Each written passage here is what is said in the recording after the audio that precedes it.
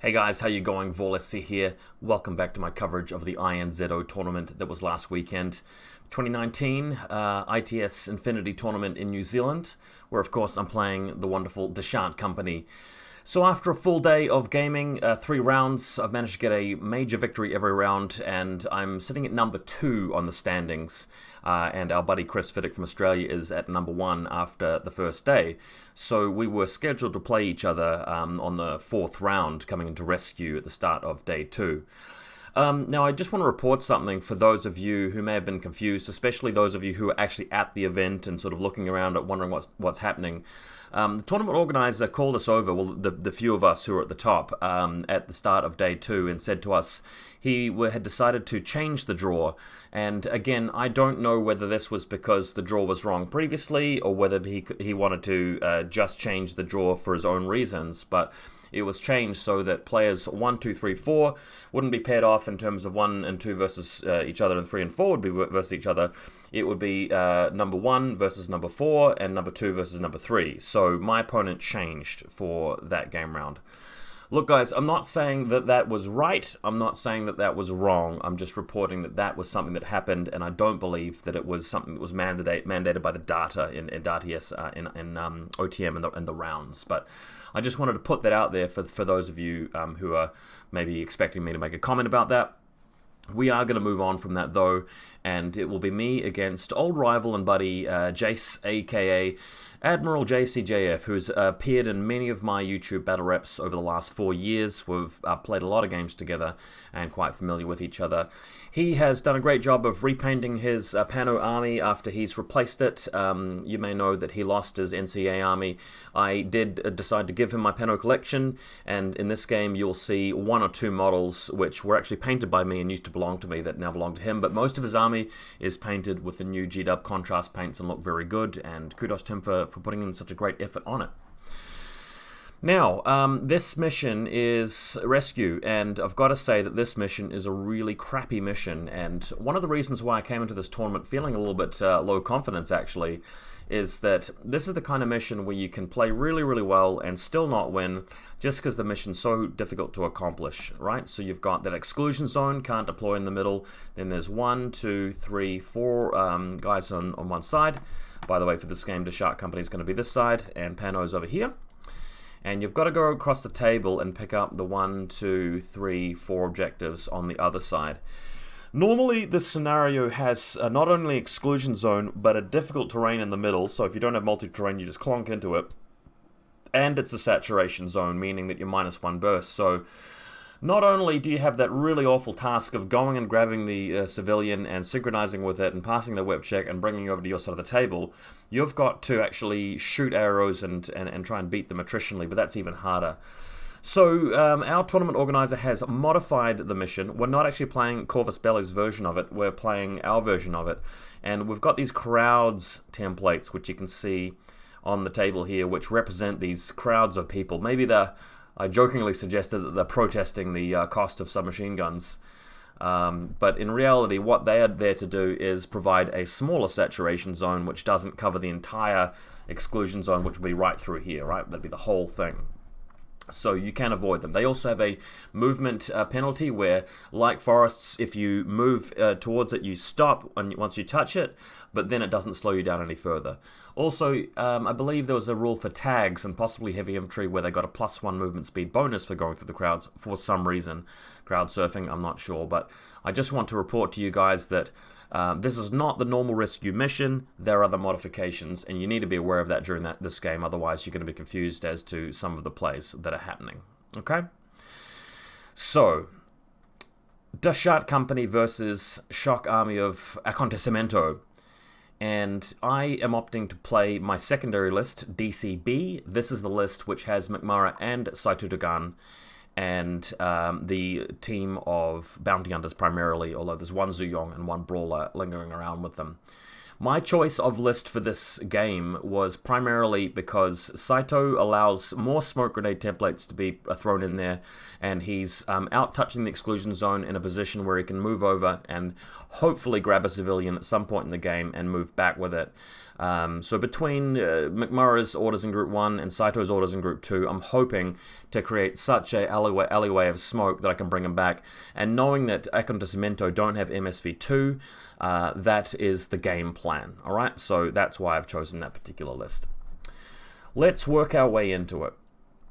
Okay, so my opponent is going to be going first this game, and I believe I'd taken tableside and opted to set up second, and that was because I was just hoping that I could get into a position, regardless of whether I was first or second, just where I had at least one civilian captured brought back to my side of the table. But I kind of felt a little bit obligated to take tableside just because with my list, I really couldn't see very good spots to hide all of my bots behind these buildings without being run in by a bulleteer or a Tekbalang or whatever he may have, drop troopers, whatnot. So I did decide to take the table with a larger building and more billboards and trucks and so forth to help block that off, right? So, Pano deploying over here. Let's have a look. They're deploying first. This is his HVT on this is the right-hand side of his table, so that's deploying over there. This camera marker, I believe, is Dart. All right. Oh, actually forgot to show you guys the lists. So my opponent actually posted his lists on the forums for feedback and didn't submit the ones that he posted. He actually took some of the feedback on board and tweaked it a little bit and submitted these ones, and this is the one he actually played. So we've got Tekbalang. Not my favorite tag in the game, but if you play him right, he's competent. You just got to be wary of his armor 6, but all around, there's a lot you can get done with him. Unfortunately, doesn't have a multi-HMG, so not the best on the arrows in terms of damage, but at least he's got a flamethrower and mines to help protect himself. All the regulars here with plenty of mines. The multi-sniper is intended to go on the link team. The HMG could join the link team, but can also be used as a solo out there offensively. Double mulebot. I love mulebots, especially in tournaments. You can add the extra 20 points to your army total at the end. For baggage, machinist pelbot, as you do when you've got a tag. Dart, I think, is fine. Normally I prefer the Nagas all round, but Dart just makes sense because you need that midfield fighting presence, and this is not so much a button pressing mission. It's just about, competence and stability of your troops being able to go and survive in enemy territory, and I feel like Dart has a better run at that than just your basic Naga, just since her stats and equipment are slightly better. Trauma Doc, of course you do. Fugazis, why not? And Tech B. So this secondary group really only fuels Dart and the Trauma Doc, but that's fine so long as you're actively doing a lot with them. That is okay. Yeah, I don't know. I like to see secondary order pools with people in them that are always going to see the orders spent efficiently. If you've got a turn where you don't want to do much with Dart or the Doctor for some reason, these orders could be wasted. But hey, a lot of the time Dart's going to be used. I think this is the one with the anti-personnel mines. No, this is the EM grenades, so you can't place mines, but that's okay. The EM grenades one's probably better. Anyway, let's move back. Let's move back to the game. So here we are. So that is in fact Dart that we just noted. There she is there. You got the mulebot back here. There's a Fugazi, Doctor, prone by the wall, Engineer as well. So that's, this is the Bagmari HMG on this side. So as you can see, he's nowhere near the link team. That's that. Okay, the regulars. So we've got 1, 2, 3, and 4. I believe 2 of them are mine layers. One of them is Lieutenant. I don't know which was which, but you can see a couple of mines out here which have been laid by the sniper and probably one of them. And this is probably a mine out here laid by one of the irregulars as well. Are they regulars or irregulars? What are they called? Regulars. Okay, makes sense. The Bagmari, of course, is the only model standing up because he's going to be putting it on ARO duty. Good, good, good, good. And left-hand side of the table in the corners, you can see the Palbot for the Engineer. What is this thing called again? Tech B. Another flashball spot, another mule bot, other flashball spot here. So he's just spreading everything out as you should. This is a photo I took of Saito Dugan's reserve, not reserve, hidden deployment. So he's hanging out in the incident zone, ready to move towards my opponent's link team, which is through that alleyway there under that sign. So that's where he's going to be headed. That's quite an important location. Now that I've zoomed out, you can see that this prone marker, comically, I took the photo of my reserve troop of Saito Dagan, and I put the prone marker next to him, and then I took the model away, and I left the prone marker. If my opponent had been very astute, he may have actually been wondering why there's a prone marker in the middle of the road. Well, I could just say I dropped it there accidentally, right, where I moved the model. Anyway, that's just a bit of fun. So there's a Liberto here and a mine as well. There's a Zuyong who's not part of a link team. Then you've got, or was he? Can't quite remember. Tractable over here, also blocking my lieutenant who's way in the corner. We ruled that you can't see through this part of the billboard, so the lieutenant's relatively safe. Dozer, prone behind the boxes. There is a bounty hunter, part of the link team. There's a flashball spot here, Tractable over here. On the roof, there's a doctor, and further to the left, we'll picture this later, there's actually a brawler, and of course my HVT on the right-hand side. Most of the link team is in the building, but on the top there's the brawler sniper, who's nearby to the doctor. We're playing these walls as completely opaque and solid, so you can't see through those little triangular gaps. On the road below them, you can see another Liberto and his mine. In the building, we have the link team. So Valeria Gromos, prone. Joe, a bounty hunter, not prone. Another guy in the corner here, not prone. Again, this is a wall. The only way in is this little window, and there's other things watching the door. So we're okay there. This is the Red Fury bounty hunter there, Hayashi. So the idea is that Joe is in the link team, Valeria is in the link team, this guy's in the link team, this guy's in the link team, and I think the fifth member is out here. This other bounty hunter is in the link team. So they're a group, but the Zuyong and the Brawler are actually not part of the squad at the moment. So there's a bit of an overhead view where you can see the Libertos on the street here and here, and the Brawler who's not linked, and the Doctor on the top of the building. Further afield, again I'm going first, so this is left-hand side. Sorry, I'm not going first, my opponent's going first. My flashball spot is on the edge of the deployment zone. He's there just in case my opponent's got an Akali dropping down, but also covers this little side here. This flashball spot's got a narrow angle along up there, and nothing really else on this side, just since it's so open and vulnerable to deploy behind that truck. Reserve trooper for my opponent, and this is also his data tracker. It is the Tik Balang, and my reserve trooper is McMurray. Now I want to pause for a moment and talk a little bit about McMurray's deployment, because this is going to be important in the first game round. I'm going to have a lot to say about this. So McMurray is prone, he is touching this wall, and the purposes of being there is that he's far enough forward that he can easily super jump down with Impetuous and run over there towards my opponent's civilian, throw a smoke grenade in front of the link team, and set the rest of the game up. I believe that because he's irregular and impetuous, he can't actually capture the civilian, but Saito can come in after him and finish the job. So McMurray is quite important here, and placing him on the roof, placing him prone, means that it's going to be incredibly difficult for the enemy to get line of sight to him. So we'll talk about that soon. My data tracker is Hayashi, the bounty hunter. And there's the zoom out. You can see the big deployment with the McMurray in the middle, the link team underneath him, and everybody else just scattered and spread around. Okay. I can't remember whether I took a photo of my bounty hunter equipment, but I don't think that there was anything particularly eyebrow raising in terms of what they got. So, command token used to strip auto pull 1 of 2 auto tokens, and now the Tik Balang moves out, and the plan is to move out above the table using climbing plus and get into a threatening position where he can start picking off stray members of my link team possibly, or flashpole spots, and eventually my Brawler and Doctor, 112 Doctor, which are exposed on the rooftop. So that's his long-term mission, and then he plans to bring the Tik Balang back. So moving up on top of the building first, the idea is to get close to this wall at some point, follow the wall along, and continue following it along until he can, gain line of sight to the spot where McMurray is, the spot where the Brawler is, the spot where the Doctor is. So I'm sure you guys can sort of see how this works, right? There's a view of him from my side of the table where he's gone and discovered one of my mines while he's over there, just because he had a free short skill to expend before he got into position. Okay, and next up we have a situation where the Tik Balang moves up, apparently gets line of sight to the back of McMurray's base. McMurray, in surprise and horror, throws a smoke grenade down. Throwing a smoke grenade will hopefully also block the people behind him, the Brawler and the Doctor. And of course he's hitting on 19, so this is, a big deal.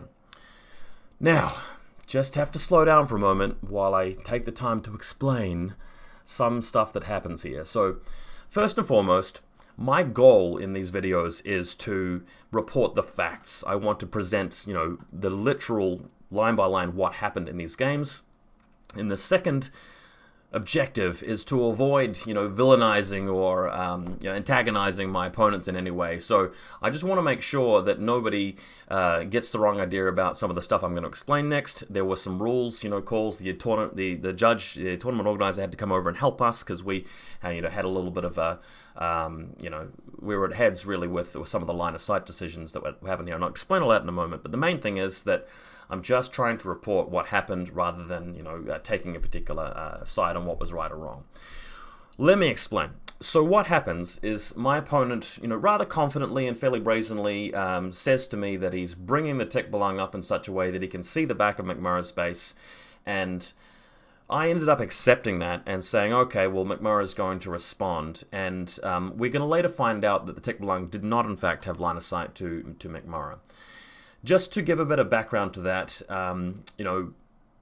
when you are in a situation where your opponent's asserting certain line of sight calls, positions of models, if you feel maybe skeptical about that or a bit uncomfortable about it, the best thing you can do is speak up and challenge, the ruling and make sure you get the line of sight out and place the silhouettes, and if needed, call over the judge or tournament organizer and make sure a good decision's made. This is an opponent that I've been playing for many years, and he has a tendency to sometimes glare at me and raise his voice a tiny little bit and make it seem as though I'm being unreasonable when I, start to police him like that. And look, no bitterness. I'm not saying anything that is unsportsmanlike's going on, but for those reasons, I didn't really want to, go and have to challenge him that much initially. But once McMurray had actually taken a wound here, and the Tek Belung had come further over to actually shoot at other targets as well, I had to say, well, okay, at what point did you actually get line of sight to McMurray? Because we needed to be able to determine that. Then the tournament organizer comes over and checks it, and we realize that actually at no point could the Tek Belung see McMurray at all. So what I did then, I thought was the charitable thing, and I said, hey, look, now that's on me. I should have spoken up earlier. I should have challenged that, and I didn't. So I'll take that on the chin. I'll take a wound there for McMurray, and we'll just play on, which I think was the right thing to do. So what happens here is that the Tek Belung, moving along, has wounded McMurray. McMurray has not successfully thrown the smoke grenade. And we'll get to a point here where we're just checking with a silhouette as to what the Tek Belung can see. He's moving further and further over. There is a point where the flash pulse bot in the distance is going to be able to start flashing him. He's ignoring those flash pulse shots just to make sure he gets into position to use his HMG. Note that with McMurray being behind the wall here, he's trying to get to a point where he can actually see the brawler and that he can see the doctor. You guys can see that, right? So, no, this is fine. This is legal. I'm not saying anything here is, there's no wrongdoing on anybody's behalf. So the Tek Belung then comes over and actually has a go at my guys. The flash pulse bot does his best, but can't actually shut down the Tek Belung in the distance. That's it there, as you guys can see. And the game moves on. So there's the flash pulse bot, and here we are here. Okay, now we've skipped a couple of points. What happens during this turn, and sorry I haven't got the photos spot on, guys. During this tournament in general, I was trying to take photos quickly because I didn't want to slow the games down and so on. So we do get to a spot where the Tek Belung is able to fire at the brawler sniper. There is one particular order where I get a bit lucky. The brawler wins the face-to-face roll and the Tek Belung fails both armor saves, dropping him down to 1 wound, which is a bit precarious. But ultimately he does destroy the brawler sniper and he does destroy the doctor. Now, there is even a point where my opponent, you can understand why he really wants to kill McMurray. McMurray's a really big deal. There's a point where, in an extreme effort to be able to take McMurray down, he improvises a little bit. And I'm not saying anything is wrong with this, but he moves his silhouette up and over the side of the wall using climbing plus onto the other side and claims that during the vaulting process, his line of sight is raised a bit. So the bottom of the silhouette is here. And let's imagine the silhouette's there. He's going to cross over this little wall. In doing so, his silhouette goes up a little bit higher to there. And we're saying that from this point, he's able to see the back of McMurray's base. and this allows him a second opportunity to fire at McMurray. And remember, every time this happens, McMurray does have the opportunity to throw a smoke grenade, and if McMurray ever gets a good result, like, above 13, 14, 15, closer to a 19, then the Tech Belong's going to need to crit him, otherwise the smoke goes down, and McMurray's fine until the next turn. Unfortunately, that didn't happen. McMurray does take the second wound and is killed. So there was a wound he took earlier that he probably shouldn't have. To be fair, my opponent could well have just made more attempts later on and killed him. I'm fine with that. This move of him going over the wall probably is legal. I'm fine with that. But the reason why I'm going out of my way to explain this and give you guys so much detail, and possibly at the risk of making my opponent seem dodgy, he's not. He's a good player. He plays with integrity. Is I want you guys to know that McMurray dying here is not a result of me deploying badly and making some mistake with where I'm putting my guys. I felt from the outset of this game that I'd actually put McMurray in the optimal position. Like, I really thought he was in a great position to stay safe, even against a play like this.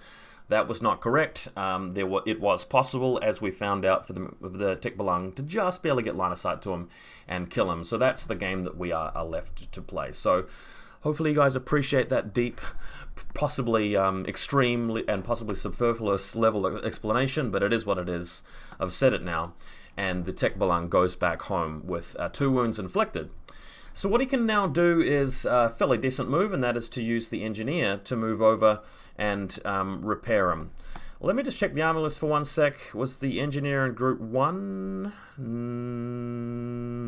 No. Okay, Machinist Group 1. So, what must have happened here is that I must have stripped 2 orders away from the Tech Belong. He must have used maybe 4 or 5 orders going out and attacking and coming back, or maybe 6 orders. That would take him to 2 left, and then he can move the Pelbot up and repair him. Maybe he thought the Machinist was in Group 2 for that particular game. Maybe I'm just counting the orders up. That might be wrong.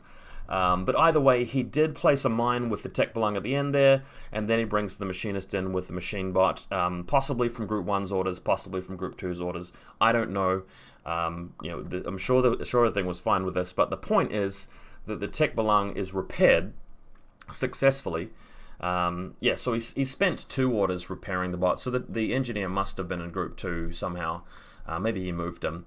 But the Tech Belong is revived, and he's back on full health, and he's got a mine in front of him. So Group 2 is actually spent on the Tech B, who's moving out around here, and is going to set up a position on the flank here to be able to shoot flash pulses through to the middle, because he knows he wants to guard this area, which is of quite a fair bit of importance.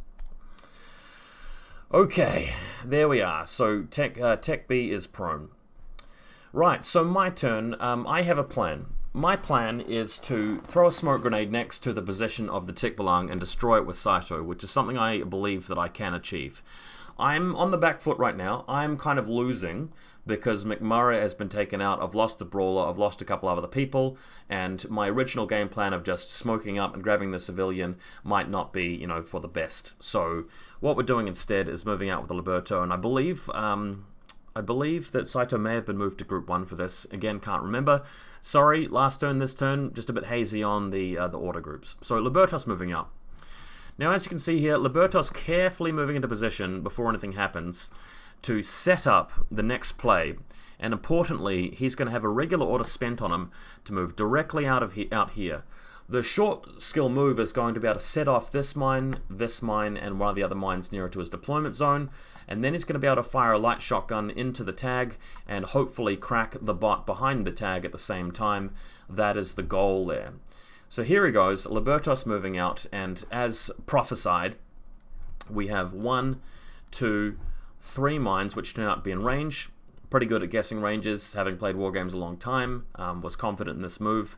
The light shotgun goes off, doesn't do any damage to the Tech Belong, because the Tech Belong, of course, returns fire.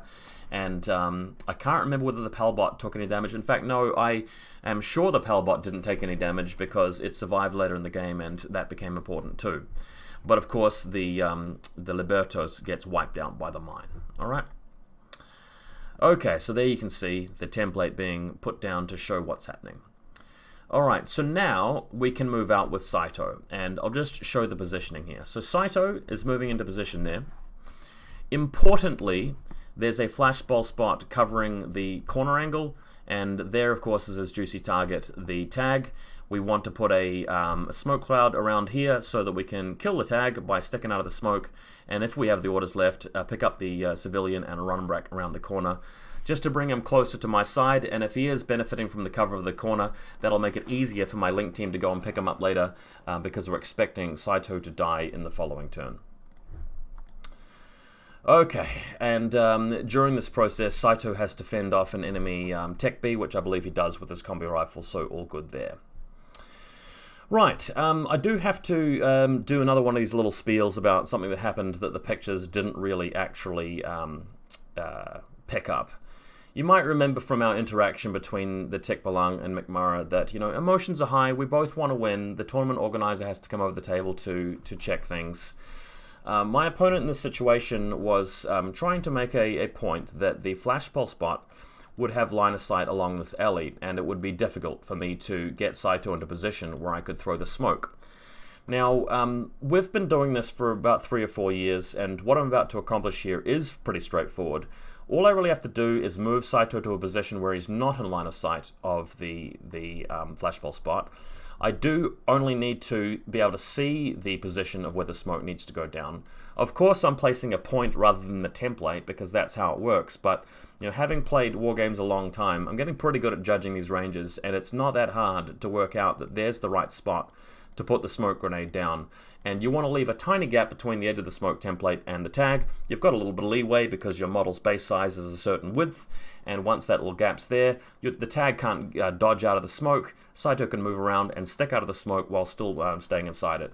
And my point was that I could easily just move to that spot and throw a smoke at this spot. My opponent wasn't particularly happy about it. I understand why. I mean, nobody wants to be on the receiving end of this, but we had the tournament organizer come over and we clarified it, and I believe the quote was, "Come on, Jason, lighten up." And after he said that, I was quite relieved because the game continued in a very amicable and friendly way, and we had a good time. There was no issue with the smoke landing, of course. The Tech Bs died. Saito comes around the corner, goes into close combat with the tag, and has a bit of a fight with him. Surprisingly, the first dice that comes out of his hand for the tag is a 17, which apparently is a crit. Let me just go and double check that.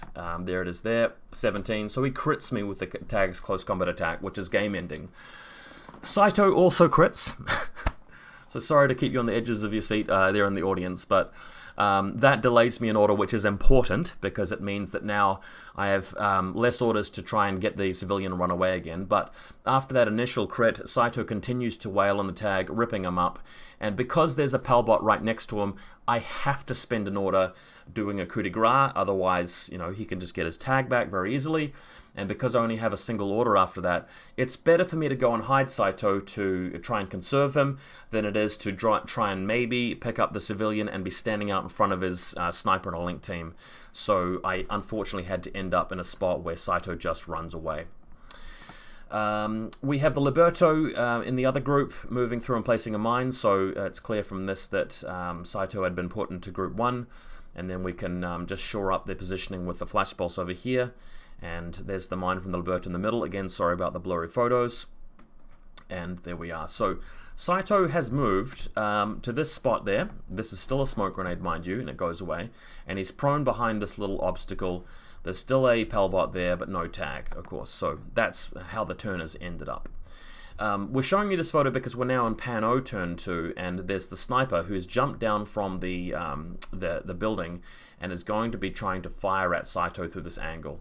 And he does the work. He moves the Bagmari sniper to a spot where he can see Saito, starts picking him off from next to the thing here, and does kill him.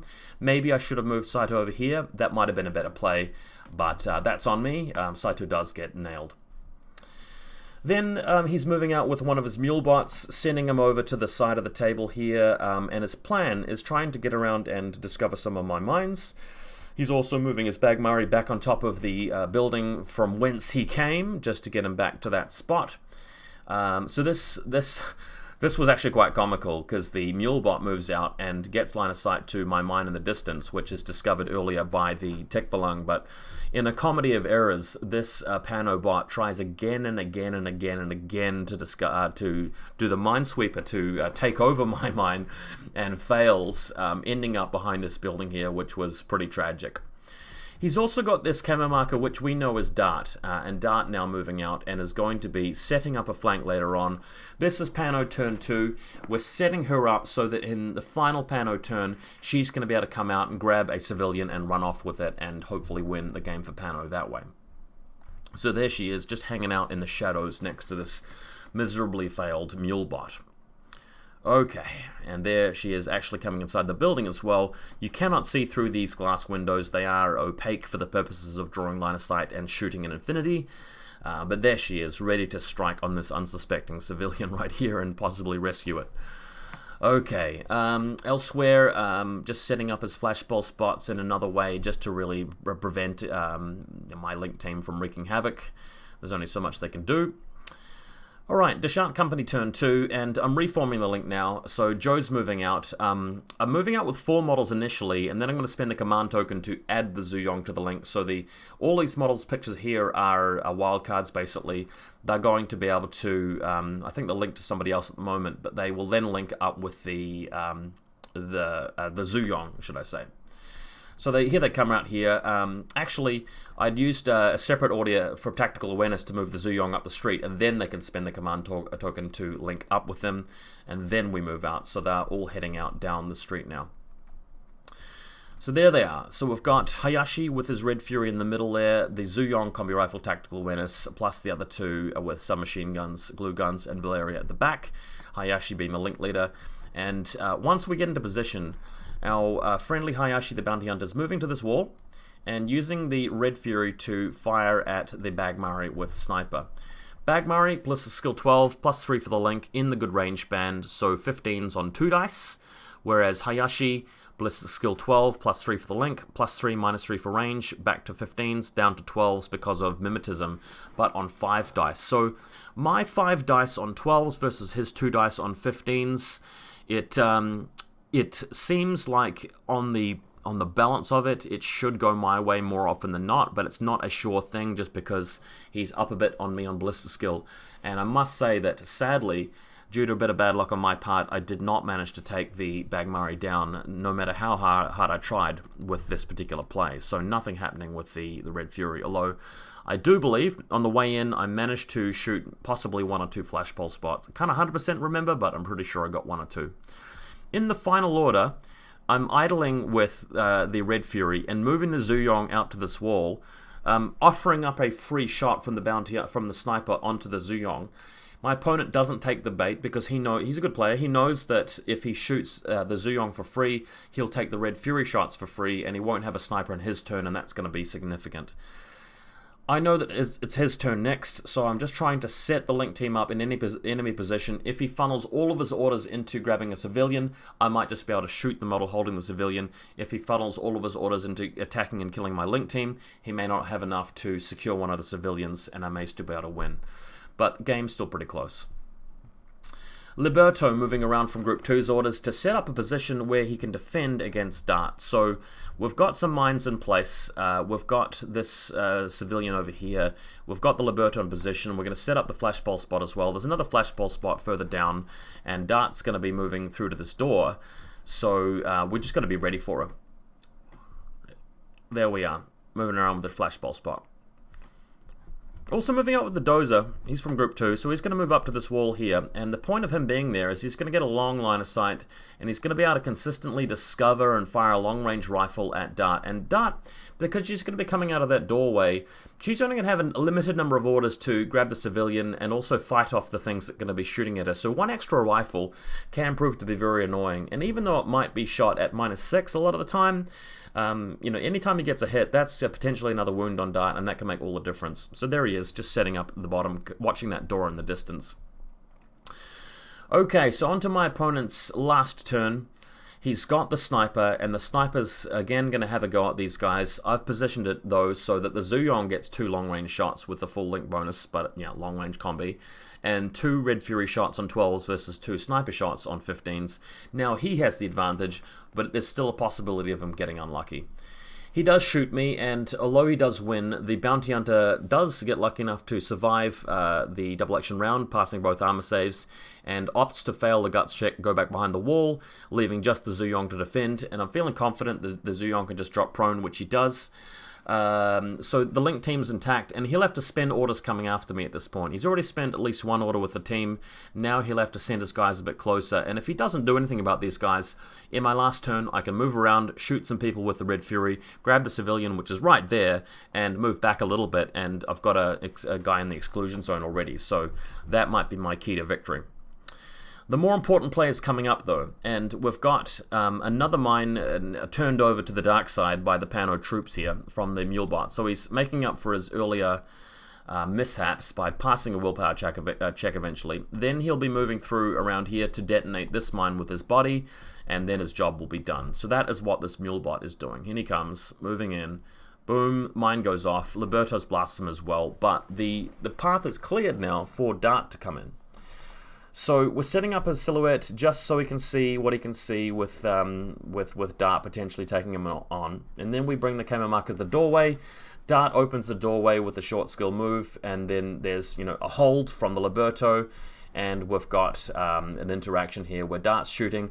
I'm blasting her with a chain rifle, so she's got to take an armor save against that. I believe she's got shock immunity. Let's just double check that.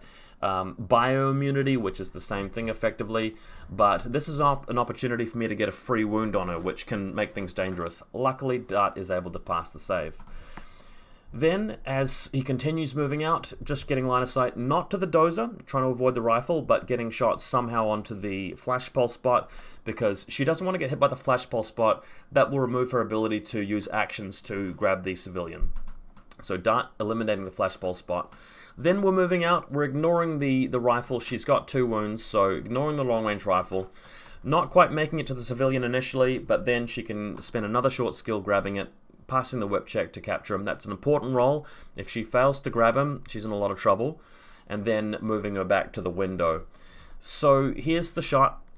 We've got the dozer firing at a long range. There's the civilian there.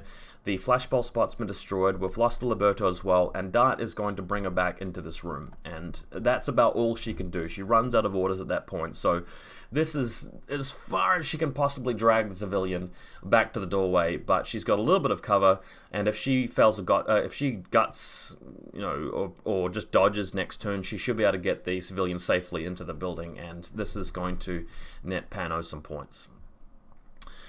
Alright, now the turn ends, or not quite, the turn doesn't end. The regulars over here start moving out and start placing some mines down, and what they're trying to do is set up so many arrows and so many mines that if I go out here to grab his civilian, I'm going to get hit by the mines and all of the combi rifles are going to come firing my way, and if I try clearing them first with my team, I'm going to run out of orders, and it's going to be too difficult to grab the civilian at the end of the day. So he's playing correctly here, setting everybody up.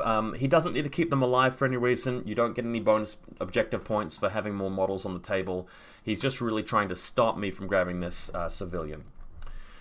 Now, okay. So this mission, Rescue. It's a bit of an awkward one, because if you read it carefully, it's not about having the civilians captured, it's about where you bring them to. So I think you get a measly 1 point, if I recall correctly, for having a civilian in the actual exclusion zone, right? And you get more points for having it in your dead zone, and then there's even more points for that for having it in your deployment zone. I'm just going to go back and double check the actual original rules. Okay, have more civilians than Civ State in the exclusion zone, you get 1 point if that's more than your opponent. If you bring them back to the dead zone, that's 2. If you bring them back to, your dead zone, it's 3. If you bring them back to your deployment zone, it's 3. So really what you're going to try to do is grab 2 of them and have, or 3 of them, and have 1 of them in your deployment zone, 1 of them in the exclusion zone, 1 of them in the dead zone, and then you get all the points. But my opponent is hoping that his civilian captured by Dart is in one of those zones, but remember it says in the player's own dead zone, in the player's own deployment zone, or in the exclusion zone. And one thing I was carefully noting while he was having his turn is that Dart has actually brought the civilian back towards my deployment zone, not his. If you look at this model here, and this model here, those are where the civilians are. And if we just put a dotted line through that, this is where the exclusion zone actually is. And here's where my deployment zone, you can see these lines are parallel, the ones that I'm drawing here. And Dart is moving in this direction to the door. And because of the way this building is slanted, you can kind of see, can't you, that Dart would really need to get another move off into the side of that building to actually bring the civilian into the exclusion zone. And even that would be for just one measly objective point. He hasn't completed his classified. He's got nobody near my HVT who's over on this side of the board. So my opponent is actually on 0 objective points and has completed all of his turns. This handy little card here is my classified card, and if we flip it over, it's the data scan card. And looking at the state of the play here, I've got Valeria Gromos within 8 inches of his Palbot, which is just sitting there, and I've got about 7 orders to spend.